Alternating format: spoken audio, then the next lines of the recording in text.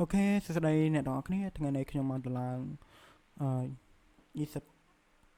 20បាសណាអ្នកនរគ្នាអញ្ចឹងនេះគណៈគេឲ្យ two track ឲ្យ20បាសឲ្យដោយសារតែនេះវាសិនចាស់ទេគឺខ្ញុំតម្លើងអ្នកនរគ្នាមើលសម្រាប់ version ថ្មីគឺខ្ញុំអត់តដឹងណាដូចជា1.3ណាអញ្ចឹងអា1.2នេះក៏យើងអាចប្រើប្រាស់បានដែរគឺវាងាយស្រួលដំឡើងហើយយើងអត់មានពិបាកក្រេកអីទេអូខេខ្ញុំសុំលុបអា MIDI នេះចោលសិនសារឲ្យនៅច្រើនពេកគឺវាណែនណាអញ្ចឹងយើងត្រូវតម្លើងវាដដែល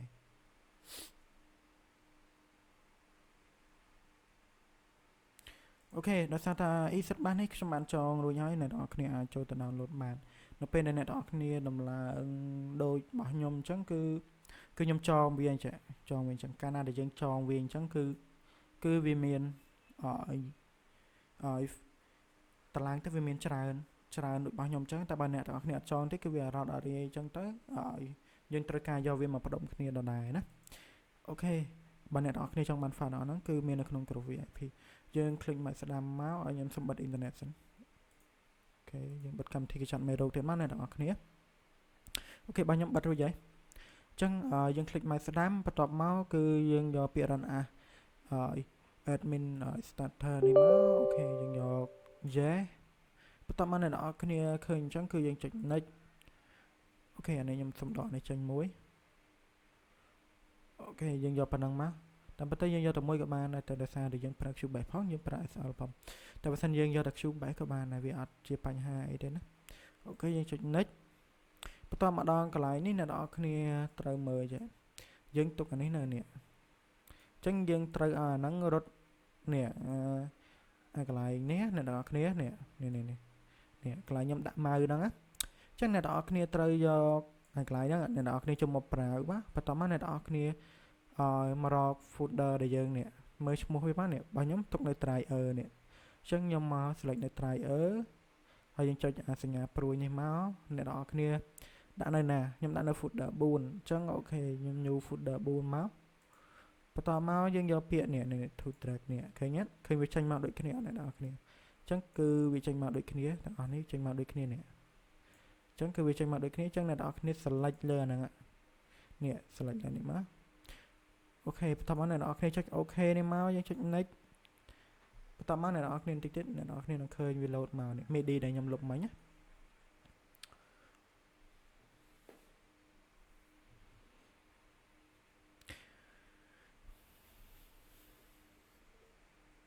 អ្នកនរគ្នាចាំបន្តិចទៅវារៀងយូរបន្តិចណាស់ណាអ្នកនរគ្នាបើសិនជាអ្នកនរគ្នាចង់ខាក៏ខាទៅបើអ្នកនរគ្នាអត់ចង់ខាទេអ្នកនរគ្នាមើលតាមនរណាទៅដោយសារតែវារៀងយូរបន្តិចដែរបើអ្នកនរគ្នាពេញចិត្តវីដេអូនេះសូមកុំភ្លេច like comment share ផងអ្នកនរគ្នាដោយសារតែ channel របស់ខ្ញុំទៅធ្វើថ្មីទេហើយដើម្បីឲ្យ YouTube វា rank ទៅហើយខ្ញុំនឹងព្យាយាមតម្លើង plugin ណាដែលអ្នកនរគ្នាចង់ឲ្យខ្ញុំតម្លើងលើកលែងថា plugin ដែលយើងត្រូវទិញ license អញ្ចឹងយើងអាចតម្លើងជូនបានទេដោយសារតែបញ្ហាទី1វាជា account របស់គេហើយយើងអត់មានលុយទៅទិញដូចគេទេ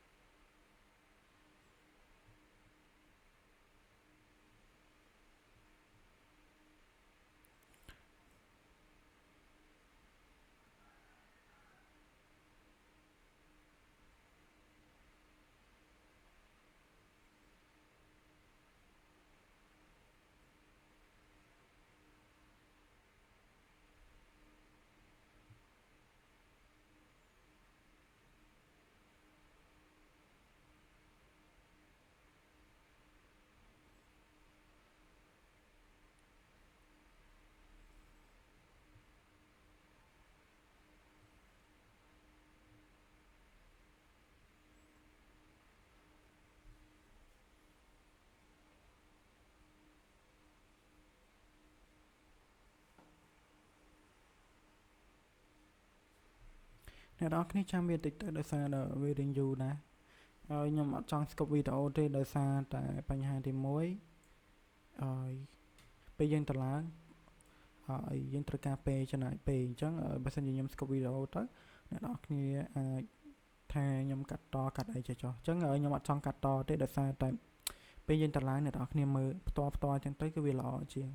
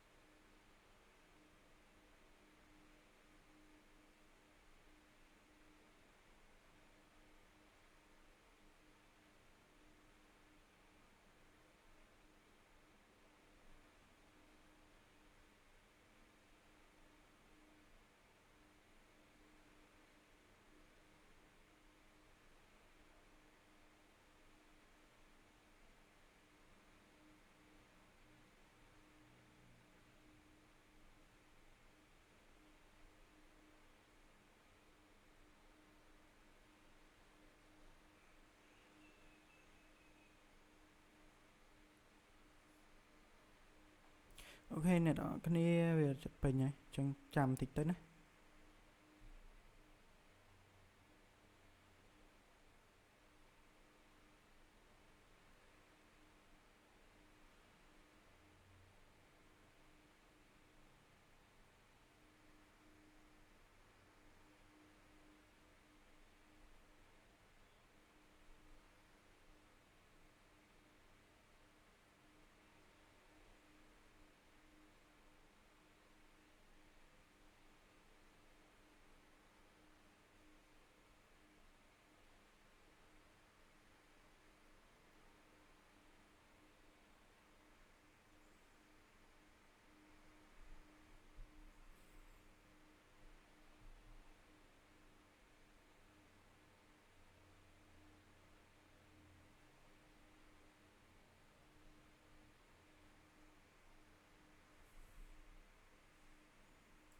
អូខេអ្នកនរគ្នាអញ្ចឹងគឺវាពេញហើយអញ្ចឹងខ្ញុំស្គប់វីដេអូបន្តិចដោយសារតែវាយូរពេកអ្នកនរគ្នាអូខេយើងវាពេញហើយវាចុចអញ្ចឹងយើងចុច finish មកបន្តមកអ្នកនរគ្នាចូលទៅកាន់ SL Studio តោះអូខេបន្តមកទៀតអ្នកនរគ្នាយកពាក្យហើយ refresh plugin file នេះណាអ្នកនរគ្នាអូខេវាចេញមកពីរអូខេអញ្ចឹងយើងយកតែមួយទេ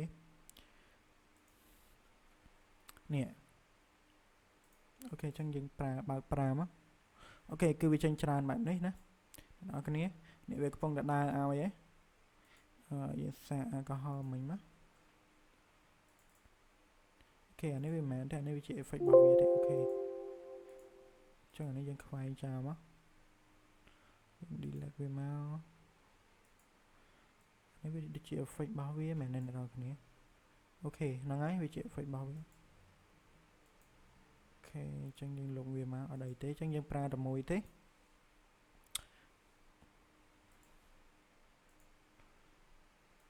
អូខេអញ្ចឹងវាចេញហើយអូខេអញ្ចឹងអ្នកនរគ្នាអាចដូរបាននេះអ្នកនរគ្នាឃើញអត់អញ្ចឹងយើងអាចដូរមកអូខេអញ្ចឹង MIDI អីយើងអាចបើកវាបានណាអ្នកនរគ្នាអញ្ចឹងយើងដូរទៀតមកនេះមានច្រើន